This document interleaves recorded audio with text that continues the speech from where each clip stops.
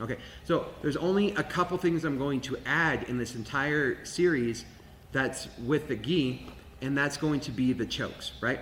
I always like to see if I can get a choke in, but I like to be the laziest version of it, right? It's like, if I could barely move and get a choke in and get the wind, heck yeah. So,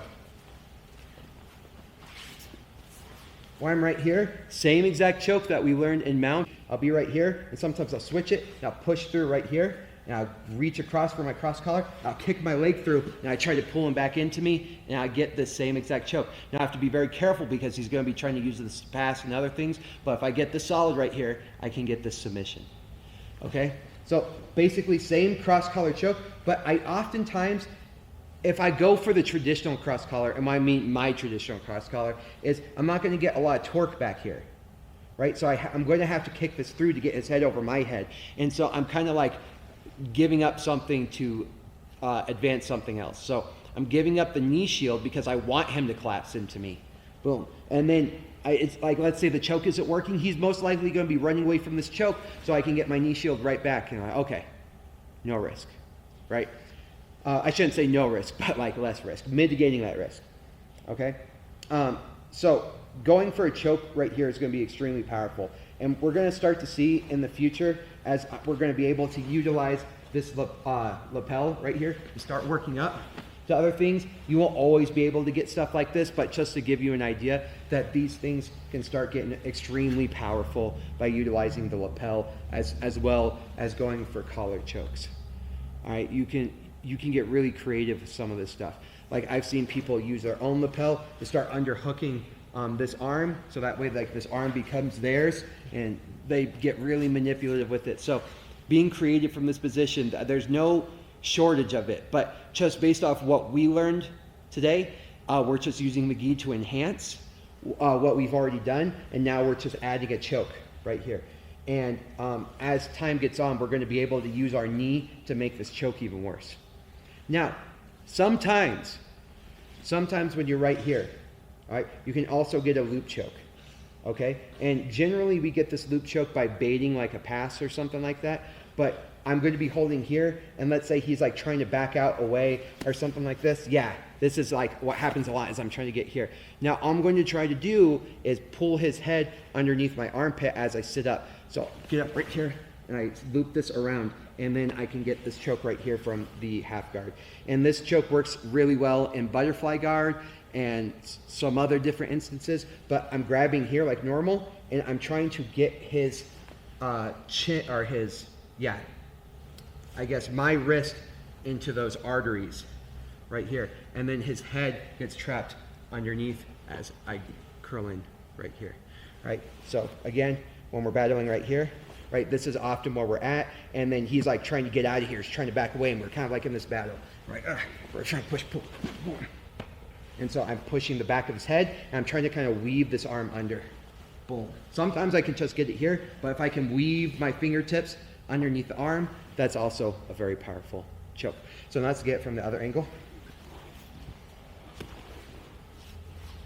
So right here, okay, I can go for my traditional cross collar where I let this go and I use this leg to bring him in, and I keep his head overhead because I want him over me to finish this choke. He might use this opportunity to knee slide past, right? He gets his knee right here, but sometimes that even makes the choke better, and I can use this to push him back. So just be aware of that. If he starts to knee slide when I go for the choke, really dig into that choke to make it happen. All right, now the loop choke, okay? So this is kind of the first time you guys seen the loop choke. We talked about maybe a little bit in stand-up in the gi, but right here, all right, this isn't going to work if he's too close because I can't get his head under. It's if he's starting to pass, he's getting his hips away, right? And now I have the space to lean up, scoop his head underneath, and I weave my fingers right here. And I got to make sure I prevent the pass though, so my legs are still active. Sometimes I use this as a sweep as I get right here and he starts to pass, but I have this here. So if I'm right here, all right, I can switch this over, bring this through, pull him in, get the choke, or if he's trying to pass, right, I'm going to push this in. I'm going to dive my hand right through the fingertips and get that loop choke.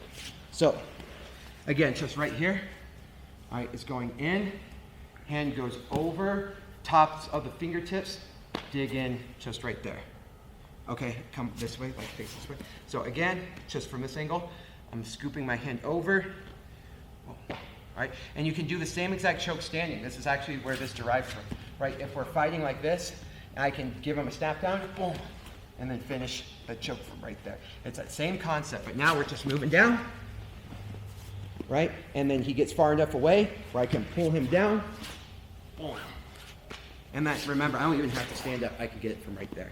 So, pretty much, I would say that's it where we can stop. Is I just wanted you to have a choke from the bottom half guard, so that way you have even more tools that you can have, and now you can start connecting your chokes along with your sweeps, or your sweeps along with your chokes, and your kimuras and your joint manipulation. So we have the cross collar choke, which is the same exact cross collar choke that we saw in close guard, that we saw in mount, that we saw in side control. Thumb in, wrenching the neck up against the artery, and then zip tying the other artery closed. So right here, turning his neck, and then zip tying the other side where this, I'm like, the gi is pulling his head forward into the choke right there. So very powerful. And then by not doing this way, like I don't like these types of chokes because you're not as strong right here. But when you have this, if he were ever to push into me or do something, I can push really hard with my fist, where it's a lot harder to have that strength when your fist is facing the other way.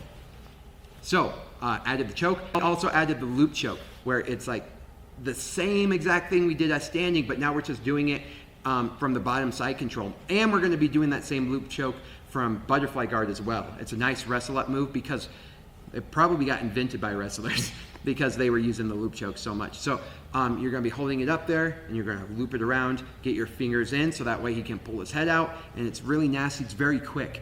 And then we'll also be able to utilize this to combine it into other types of sweeps as we get into the future.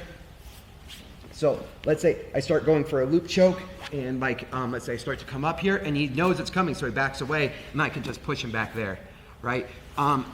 It's going to lead into a lot of things. People are very aware of the chokes because it's usually the first things that they learn, and so when they feel their neck getting pushed, their instinct is to push backwards, and we can utilize and take advantage of that instinct in order to manipulate it for our next position. So